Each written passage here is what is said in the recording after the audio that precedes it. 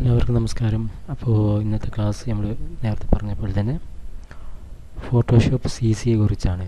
Photoshop എന്ന് പറയുമ്പോൾ 1980 മുതൽ തുടങ്ങുന്ന ഒരു ഗ്രാഫിക്സ് എഡിറ്റിംഗ് സോഫ്റ്റ്വെയർ ആണെന്ത് ഫോട്ടോഷോപ്പ്, അഡോബിൻ്റെ ഫോട്ടോഷോപ്പ്. അന്ന് തൊട്ടുന്ന വരെ അതിൻ്റെ ഇൻ്റർഫേസിൽ വലിയ മാറ്റങ്ങളൊന്നും എന്ത് ചെയ്തിട്ടില്ല, അവർ വരുത്തിയിട്ടില്ല. ഓരോ വർഷം പുതിയതായിട്ട് വർഷം വരുമ്പോഴും ചെറിയ ചെറിയ മാറ്റങ്ങൾ വരുത്തിയിട്ടാണ് ഇപ്പോൾ ഫോട്ടോഷോപ്പ് അപ്ഗ്രേഡ് ചെയ്ത് വന്നിട്ടുള്ളത്. അപ്പോൾ ഞാനിവിടെ ഉപയോഗിക്കുന്നത് ഫോട്ടോഷോപ്പ് CC 2015 എന്ന സോഫ്റ്റ്വെയറാണ്. അപ്പോൾ അതിൽ നിന്ന് ഞാൻ തുടക്കത്തിൽ ഓപ്പൺ ചെയ്ത് വന്നു കഴിഞ്ഞാൽ ഇങ്ങനെയൊരു ഇതാണുള്ളത്, ഒരു വിൻഡോ ആണുള്ളത്. ഇതിൽ നിന്ന് ന്യൂ എന്ന വിൻഡോയിൽ ക്ലിക്ക് ചെയ്ത് കഴിഞ്ഞാൽ നമുക്കെന്ത് ചെയ്യാം, ഇവിടെ നമ്മുടെ ഫോട്ടോഷോപ്പ് പേജിന് വേണ്ട സൈസുകൾ നമുക്ക് എന്ത് ചെയ്യാം, ഇവിടെ ക്രമീകരിച്ച് കൊടുക്കാം. ഇനി ഡീഫാൾട്ട് ഫോട്ടോഷോപ്പ് സൈസ് മാറ്റിയിട്ട് ഫോട്ടോ എന്ന് സെലക്ട് ചെയ്യാം. ശേഷം ജസ്റ്റ് ഓക്കെ എന്ന് കൊടുക്കുന്നു. എനിക്കിപ്പോൾ തൽക്കാലം വേറെ ചേഞ്ച് വരുത്തേണ്ട ആവശ്യമില്ല. നമുക്ക് ഇവിടെ ഇഞ്ചസിലുള്ള ഈ ഒരു 3 ഇഞ്ച് 2 ഇഞ്ച് ഹൈറ്റ് എന്നുള്ള രീതിയിലൊക്കെ, അല്ലെങ്കിൽ ഒരു കാര്യം ചെയ്യാം, വെടുത്ത് 7 ഹൈറ്റ് 5 എന്നിട്ട് ഓക്കെ കൊടുക്കുക. അപ്പോൾ ആ ഒരു പേജ് തുറന്നു വന്നിട്ടുണ്ട്. ഇനി ഇവിടെ നമ്മൾ ഇതിൻ്റെ ഓരോ കാര്യങ്ങളും എന്നുവെച്ചാൽ ഇതിലൊരു കാര്യങ്ങളും ടൂൾസും അതുപോലെ ഇതിൻ്റെ ഇൻ്റർഫേസ് കാര്യങ്ങളൊക്കെ എന്ത് ചെയ്യാം, നമുക്ക് ചെക്ക് ചെയ്യാം. അപ്പോൾ തുടക്കം എന്നുള്ള രീതിയിൽ നമുക്ക് എന്ത് ചെയ്യാം, ക്ലാസ്സുകൾ സ്റ്റാർട്ട് ചെയ്യാം. പിന്നെ നിങ്ങൾ മുമ്പത്തെ ഫോട്ടോഷോപ്പ് പഴയ വെർഷനൊക്കെ യൂസ് ചെയ്യുമ്പോഴും ഇത് തമ്മിൽ ചെറിയ വ്യത്യാസങ്ങളുണ്ടാവും. പിന്നെ അതിൻ്റെ നിറത്തിൽ, ടൂൾസിൻ്റെ ടൂൾ ബോക്സിൻ്റെ നിറത്തിൽ, ഇതിന് മൊത്തത്തിലൊരു നിറത്തിലും കാര്യങ്ങളൊക്കെ എന്ത് ചെയ്തിട്ടുണ്ട്, വ്യത്യാസങ്ങൾ വരുത്തിയിട്ടുണ്ട്. പക്ഷേ പൊതുവേ സമാനമായിട്ടുള്ള ഒരു പ്രവർത്തനമാണ് അപ്പോഴും ഇതിനുള്ളത്. അഡ്വാൻസ്ഡ് ആയിട്ടുള്ള ചെറിയ മെനുവിലൊക്കെ ചെറിയ മാറ്റങ്ങൾ വരുത്തിയിട്ടുണ്ട് എന്നല്ലാണ്ട്, ഇൻ്റർവൈസിലൊക്കെ ചെറിയ മാറ്റങ്ങൾ വരുത്തിയിട്ടുണ്ടെന്നല്ലാണ്ട് പൊതുവായിട്ട് എല്ലാ കാര്യങ്ങളും ഒരേപോലെയാണ്. ഇനി നമുക്ക് ഇതിൻ്റെ വർക്ക് സ്പേസിൻ്റെ ഒരു ഘടന നമുക്ക് തീരുമാനിക്കേണ്ടതുണ്ട്. അതിന് വേണ്ടിയിട്ട് നമ്മൾ എന്ത് ചെയ്യണം, വിൻഡോയിൽ ക്ലിക്ക് ചെയ്തതിന് ശേഷം താഴോട്ട് വന്നതിന് ശേഷം വർക്ക് സ്പേസ് ക്ലിക്ക് ചെയ്യുക.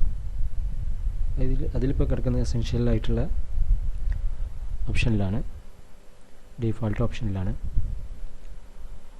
ഇതാണ് നമ്മൾ സാധാരണ രീതിയിൽ വർക്ക് സ്പേസിൻ്റെ ഒരു ഡീഫാൾട്ടായിട്ടുള്ള ഓപ്ഷന്. ഇത് നമ്മൾ നമ്മുടെ സൗകര്യത്തിനനുസരിച്ച് അങ്ങോട്ടും ഇങ്ങോട്ടും എന്ത് ചെയ്തിട്ടുണ്ടാവും, ചിലപ്പോൾ മാറ്റങ്ങൾ വരുത്തിയിട്ടുണ്ടാവും. ചിലപ്പോൾ ഇവിടുത്തെ അറേഞ്ച്മെൻറ്റിൽ, ലേയേഴ്സിൻ്റെ അറേഞ്ച്മെൻറ്റിൽ കുറച്ച് കൂടുതലായിട്ടുള്ള ടൂൾസ് ആഡ് ചെയ്തിട്ടുണ്ടാവും. ഈ ഭാഗത്ത് മെനൂസ് ആഡ് ചെയ്തിട്ടുണ്ടാവും. അപ്പോൾ അതിലൊക്കെ എന്ത് ചെയ്യണം, നമ്മൾ പഴയ സ്റ്റൈലിലേക്ക്, ഡീഫാൾട്ടായിട്ടുള്ള സ്റ്റൈലിലേക്ക് മാറണമെന്നുണ്ടെങ്കിൽ വിൻഡോയിൽ വർക്ക് സ്പേസിൽ പോയിട്ട് റീസെറ്റ് എസെൻഷ്യൽ എന്നുള്ളത് ക്ലിക്ക് ചെയ്യുക. ഒന്ന് നിങ്ങൾക്ക് എന്ത് ചെയ്യാം, നിങ്ങളുടെ വർക്ക് സ്പേസിന് ഡീഫാൾട്ടായിട്ടുള്ള ഒരു ഘടനയിലേക്ക് നമുക്ക് എന്ത് ചെയ്യാം, അതിനെ മാറ്റിയെടുക്കാവുന്നതാണ്. ഇനി നമ്മൾ നോക്കുന്നത് നമ്മുടെ ഈ ഒരു അറേഞ്ച്മെൻറ്റിനെ കുറിച്ചാണ്. നമ്മുടെ ഫോട്ടോഷോപ്പിൽ ഓരോ ടൂളും കാര്യങ്ങളും അറേഞ്ച് ചെയ്തിട്ടുള്ളത്. നിങ്ങൾ വിൻഡോയിൽ ക്ലിക്ക് ചെയ്ത് കഴിഞ്ഞാൽ ഇവിടെ കുറേ ടിക്ക് ചെയ്ത് കാണാം. ഈ ടിക്കുകളൊക്കെ ചെയ്ത് വെച്ചിരിക്കുന്നത് എന്താണെന്ന് വെച്ചാൽ, നിങ്ങൾ വർക്ക് സ്പേസിൽ നിങ്ങൾക്ക് ആവശ്യമുള്ള കാര്യങ്ങൾ ടിക്ക് ചെയ്ത് വെച്ച് കഴിഞ്ഞാൽ ആ കാര്യങ്ങൾ എന്ത് ചെയ്യും, അതിൻ്റെ സ്ഥാനത്ത് ഡിസ്പ്ലേ ചെയ്ത് വരുന്നതാണ്.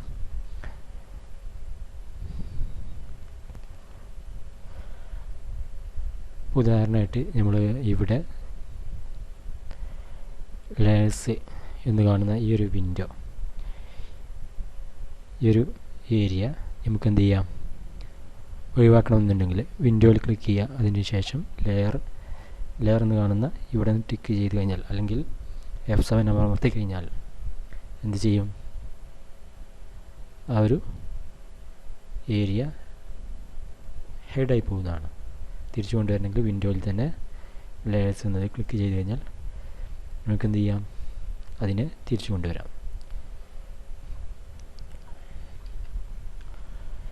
ഇപ്പോൾ നോർമലി നമ്മൾ നേരത്തെ പറഞ്ഞല്ലോ, ഈ ഒരു ഫോട്ടോഷോപ്പിന് ഇപ്പോഴത്തെ ഒരു ഇങ്ങനെ ഇരുണ്ട കളറാണുള്ളത്. മുമ്പ് ഉണ്ടായിരുന്നത് CS6 മുതലാണ് ഇത് തുടങ്ങിയിട്ടെന്ന് തോന്നുന്നു. അതിന് മുമ്പുള്ള വെർഷനൊക്കെ എന്താ വെച്ചാൽ ഇവിടെ ഇതൊക്കെ ലൈറ്റായിട്ടുള്ള ഒരു കളറായിരുന്നു. നമുക്ക് ഇതിൻ്റെ ഒരു കളർ ചേഞ്ച് ചെയ്യണമെന്നുണ്ടെങ്കിൽ നമുക്ക് എന്ത് ചെയ്യാം? എഡിറ്റിൽ പ്രിഫറൻസിൽ പോയിട്ട് ഇൻ്റർഫേസിൽ ക്ലിക്ക് ചെയ്ത് കഴിഞ്ഞാൽ നമുക്ക് ഇതിൻ്റെ കളറിൽ, ഈ ഒരു ഡിസ്പ്ലേ കളറിൽ നമുക്ക് എന്ത് ചെയ്യാം? മാറ്റങ്ങൾ വരുത്താവുന്നതാണ്. എന്നുവെച്ചാൽ ഈ ഒരു കളറിലായിരുന്നു പഴയ ഫോട്ടോഷോപ്പ് ഉണ്ടായിരുന്നത്. അത് നമുക്ക് എന്ത് ചെയ്യാം? ഡാർക്ക് അത്യാവശ്യം നല്ല ഇതായിട്ടുള്ള ഇതിലേക്ക് നമുക്ക് എന്ത് ചെയ്യാം? മാറ്റാവുന്നതാണ്. ക്യാൻസൽ കൊടുക്കുന്നു. ഇനി അടുത്തതായിട്ട് ഞാൻ ചെയ്യാൻ പോകുന്നത് ഒരു ഡോക്യുമെൻ്റ് ഓപ്പൺ ചെയ്യാണ്. ആ ഡോക്യുമെൻ്റ് ചെയ്യുന്നതോടുകൂടി, അതിങ്ങനെ വർക്കുകൾ നമ്മൾ ചെയ്ത് സ്റ്റാർട്ട് ചെയ്യുന്നതോടുകൂടി നമുക്ക് എന്ത് ചെയ്യാം? ഈ ഒരു ഫോട്ടോഷോപ്പിൻ്റെ വിവിധ ടൂൾസിനെ കുറിച്ചും നമുക്ക് എന്ത് ചെയ്യാം? പഠിച്ചെടുക്കാം. എന്ന് വെച്ചാൽ നമ്മൾ ഒരു ഡെമോ കാണിച്ചിരിക്കുകയാണ്. ആ ഡെമോയിലൂടെ നമ്മൾ ഇതിൻ്റെ ഓരോ ഫോട്ടോഷോപ്പിൻ്റെ ഓരോ കാര്യങ്ങളെക്കുറിച്ച് നമ്മൾ പഠിച്ചെടുക്കണം. അപ്പോൾ അതിന് വേണ്ടി ഞാൻ ചെയ്യുന്നത്, ഫയലിൽ ഓപ്പൺ, അതിന് ശേഷം ഇതെവിടെ ഉള്ളതെങ്കിൽ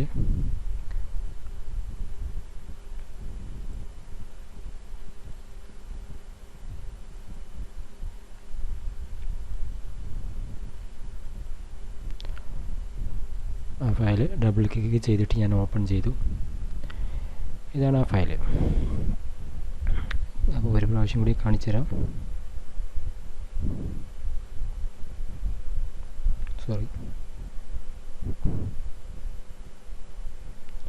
ഫയലിൽ ഓപ്പൺ ക്ലിക്ക് ചെയ്യുക.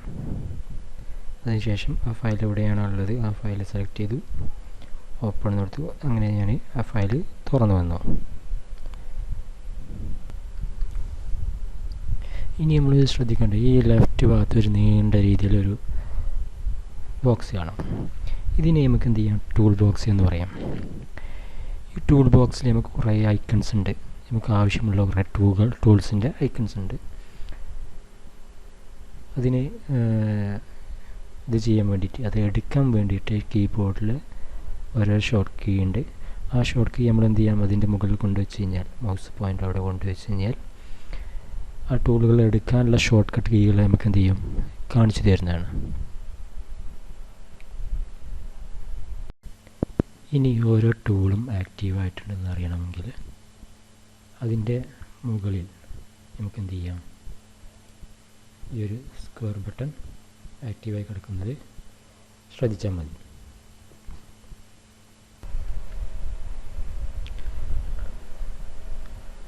ഏത് ടൂളാണോ ആക്റ്റീവായി കിടക്കുന്നത് ആ ആക്റ്റീവായ ടൂളിനെ നമുക്ക് എന്ത് ചെയ്യാം? ഈ ഒരു സ്ക്വയർ കൊണ്ട് തിരിച്ചറിയാൻ പറ്റും. ഇനി നമ്മൾ ഏത് ടൂളാണോ സെലക്ട് ചെയ്തത് അതിനനുസരിച്ചുള്ള രൂപത്തിലേക്ക് നമ്മുടെ കഴ്സർ മാറിയിട്ടുണ്ടാവും. അത് നിങ്ങൾ ശ്രദ്ധിക്കുക. ഉദാഹരണമായിട്ട് ഞാൻ ഇവിടെ ഈ ഒരു റെക്റ്റാങ്കുലർ ടൂൾ ഇതെടുത്തു കഴിഞ്ഞാൽ അതിൻ്റെ നമ്മുടെ മൗസ് പോയിൻ്റർ അതിനനുസരിച്ച് നമ്മുടെ മൗസ് പോയിൻ്റർ മാറിയിട്ടുണ്ടാവും. അത് നിങ്ങൾ എന്ത് ചെയ്യുക? നോട്ട് ചെയ്യുക.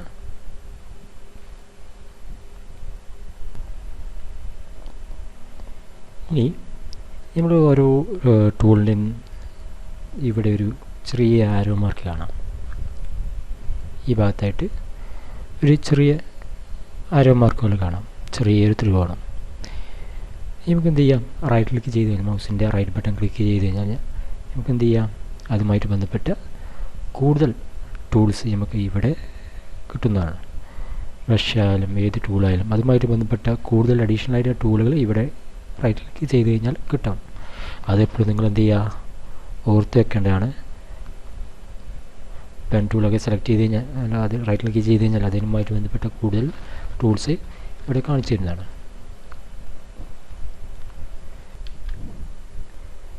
ഇനി നമുക്ക് ഇവിടെ ഏറ്റവും ടൂൾ ബോക്സിൻ്റെ ഏറ്റവും താഴെ ഏറ്റവും ശ്രദ്ധിച്ചാൽ ഓവർലാപ്പ് ചെയ്യുന്ന 2 ഇത് കാണാൻ പറ്റും.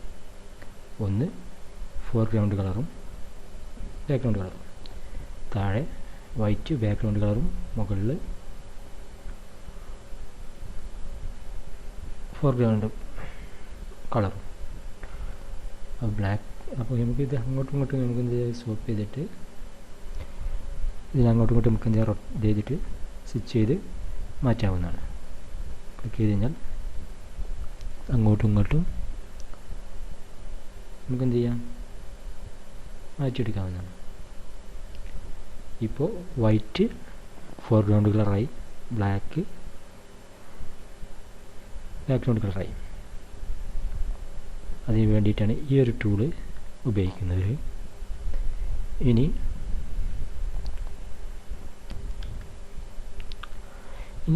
ഈ കാണുന്ന button default foreground background colours എന്ന് വെച്ചാൽ നമ്മൾ മറ്റുള്ള കളറിലേക്ക് മാറിയിട്ടുണ്ടെങ്കിൽ അതിനെ ഡീഫോൾട്ടായിട്ട് ബ്ലാക്ക് ആൻഡ് വൈറ്റിലേക്ക് മാറ്റാൻ വേണ്ടിയിട്ടാണ് എന്ത് ചെയ്യുന്നത്, നമ്മൾ ഇത് ഉപയോഗിക്കുന്നത്.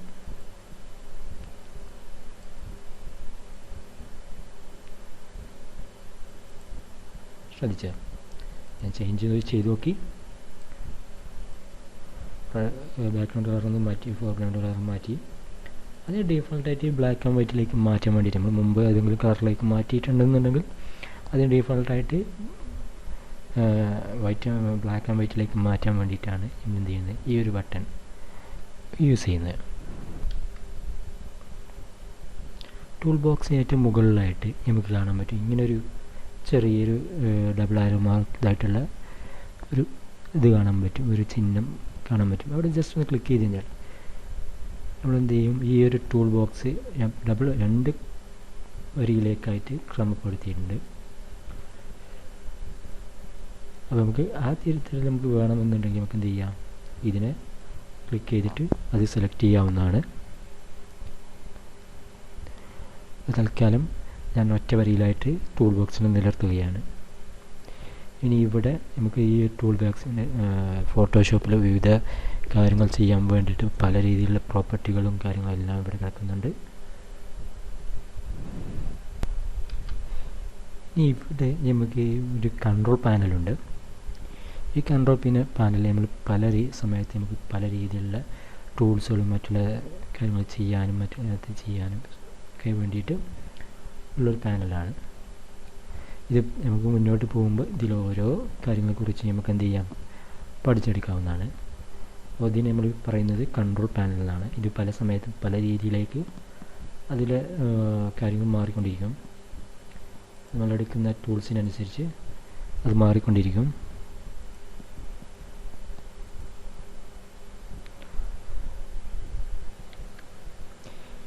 ഇനി നമ്മൾ നേരത്തെ ഈ ഒരു സൈഡിലെ പാനൽസ് നോക്കി. ഇനി അടുത്ത ഈ സൈഡിലായിട്ട് നമുക്ക് കുറച്ച് പാനൽസ് ഉണ്ട്. ഒന്ന് ഹിസ്റ്ററി, ഞാൻ ഇവിടെ ജസ്റ്റ് ഇവിടെ ഒന്ന് ക്ലിക്ക് ചെയ്യുമ്പോൾ അത് തുറന്നു വരും. ഇനി ഇവിടെ നിന്ന് ക്ലിക്ക് പ്രോപ്പർട്ടീസ് ക്ലിക്ക് ചെയ്താൽ അത് തുറന്നു വരും. ബ്രഷ്, ഇങ്ങനെ നിങ്ങൾക്ക് എന്ത് ചെയ്യാം, ഈ സൈഡിലെ മെനൂസ് നമുക്ക് എന്ത് ചെയ്യാം, ഹിസ്റ്ററി ഡിസ്പ്ലേ ചെയ്ത് കാണിക്കാവുന്നതാണ്.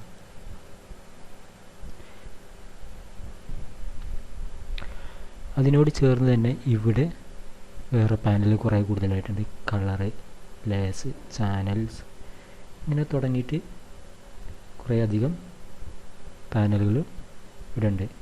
ലൈബ്രറീസ് എല്ലാം തുടങ്ങിയിട്ട് എല്ലാം പാനലുകളുണ്ട്.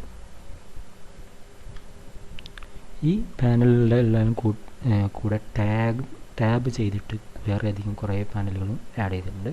ഉദാഹരണമായിട്ട് ഈ ലെയറിൻ്റെ ഇവിടെ ടാബ് ചെയ്തിട്ട് ചാനൽസ് എന്നുള്ളൊരു പാനലുണ്ട്, അതുപോലെ പാത്ത് എന്നുള്ള പാനലുണ്ട്. അതൊക്കെ നിങ്ങൾ പ്രത്യേകം ശ്രദ്ധിക്കണം എപ്പോഴും. നമുക്ക് ഫോട്ടോഷോപ്പിൽ നല്ല രീതിയിൽ എഡിറ്റിംഗ് നടത്താൻ വേണ്ടിയിട്ട് നമുക്ക് എന്ത് ചെയ്യാം, ഇതിനെ നല്ല രീതിയിൽ ക്രമീകരിച്ച് കഴിഞ്ഞാൽ നമുക്ക് എന്ത് ചെയ്യാം, സുഖപ്രദമായ രീതിയിൽ ക്രമീകരിച്ച് കഴിഞ്ഞാൽ നമുക്ക് നമ്മുടെ വർക്കും അതിനനുസരിച്ച് നല്ല ഉഷാറായിട്ട് മുന്നോട്ട് കൊണ്ടുപോകാൻ കഴിയും. ഈ പാനലുകൾ എങ്ങനെ കസ്റ്റമൈസ് ചെയ്തിട്ട് ക്രമീകരിക്കുക എന്നുള്ളത് നെക്സ്റ്റ് വീഡിയോ മുതൽ നമുക്ക് എന്ത് ചെയ്യാം, പഠിച്ചെടുക്കാവുന്നതാണ്. ഇപ്പോൾ നമ്മൾ കണ്ടുകൊണ്ടിരിക്കുന്നത് ഡീഫാൾട്ടായിട്ടുള്ള എസെൻഷ്യലാണ്, ഡീഫാൾട്ടായിട്ടുള്ള വർക്ക് സ്പേസാണ്. ഇതിനെ കസ്റ്റമൈസ് ചെയ്യൽ നമ്മൾ അടുത്ത ക്ലാസ് മുതൽ, അടുത്ത വീഡിയോ ക്ലാസ് മുതൽ നമ്മൾ എന്ത് ചെയ്യും, ചെയ്തു തുടങ്ങാവുന്നതാണ്. താഴെ നമുക്ക് എന്ത് ചെയ്യാം, ഇവിടെ ഇവിടെ നമുക്ക് ഒരു 66% എന്നൊക്കെ പറഞ്ഞിട്ട് ഒരു ഇത് കാണിക്കുന്നുണ്ട്. എന്നുവെച്ചാൽ നമ്മൾ ഡോക്യുമെൻ്റ് സൈസ്, അത് നമ്മൾ കണ്ടുകൊണ്ടിരിക്കുന്ന സൈസ് നമുക്ക് എന്ത് ചെയ്യാം, അത് തീരുമാനിക്കാൻ വേണ്ടിയിട്ടാണ് ഈ ഒരു വർക്ക് സ്പേസിൻ്റെ വലിപ്പം, അത് കാണുന്ന വ്യൂവിൻ്റെ വലിപ്പം എത്ര ശതമാനം വേണം എന്ന് തീരുമാനിക്കാൻ വേണ്ടിയിട്ടാണ് ഈ ഒരു മെത്തേഡ്. ഞാൻ ഉദാഹരണമായിട്ട് അവിടെ 50 കൊടുത്തു, എൻ്റർ കീ പ്രസ് ചെയ്തു, അത് 50% അതിൻ്റെ വ്യൂ മാറിയിട്ടുണ്ട്. തിരിച്ച് 66 കൊടുക്കുന്നു, ആ രീതിയിലേക്ക് മാറും. ഇനി ഇവിടെ നമുക്ക് ശ്രദ്ധിക്കാം, ഇവിടെ നമ്മൾ തുറന്നു വെച്ചിരിക്കുന്ന ഒരു ഇതിനെ കാണിച്ചു തന്നിട്ടുണ്ട്, നമ്മുടെ ഡോക്യുമെൻ്റ് എന്താണോ അതിവിടെ കാണിച്ചു തന്നിട്ടുണ്ട്. പിന്നെ അതിന് മുമ്പ് ഞാൻ പഴയതായിട്ട് തുറന്നു വെച്ച ഒരു ഡോക്യുമെൻറ്റും കൂടെ ഉണ്ട്. ഇങ്ങനെ നമുക്ക് എന്ത് ചെയ്യാം, ഒരു പുതിയ പേജ് എടുത്തു. ഇങ്ങനെ നമുക്ക് നമ്മുടെ പ്രോഗ്രാം, നമ്മുടെ പേജുള്ള ഫോട്ടോഷോപ്പിൽ ഈ ഒരു വർക്ക് പേജുകൾ നമുക്ക് എന്ത് ചെയ്യാം, ഷിഫ്റ്റ് ചെയ്ത് അങ്ങോട്ടും ഇങ്ങോട്ടും പെട്ടെന്ന് കിട്ടാവുന്ന രീതിയിലാണ് ഇതിൽ അറേഞ്ച് ചെയ്ത്, വിൻഡോയെ അറേഞ്ച് ചെയ്തിട്ടുള്ളത്. പ്രത്യേകം ശ്രദ്ധിക്കുക. നമുക്ക് പെട്ടെന്ന് നമുക്ക് പുതുതായിട്ടൊരു ഡോക്യുമെൻ്റ് ഒരേ സമയം മൾട്ടി പേജിലായിട്ട് നമുക്ക് എന്ത് ചെയ്യാൻ, വർക്ക് ചെയ്യാൻ പറ്റും. ഒരൊറ്റ പേജിൽ മാത്രമല്ല, പല പേജുകളിലായിട്ട് നമുക്ക് ഒരേ സമയം തന്നെ വർക്ക് ചെയ്യാൻ നമ്മൾ എന്ത് ചെയ്യാം, ഇത് സഹായിക്കുന്നതാണ്.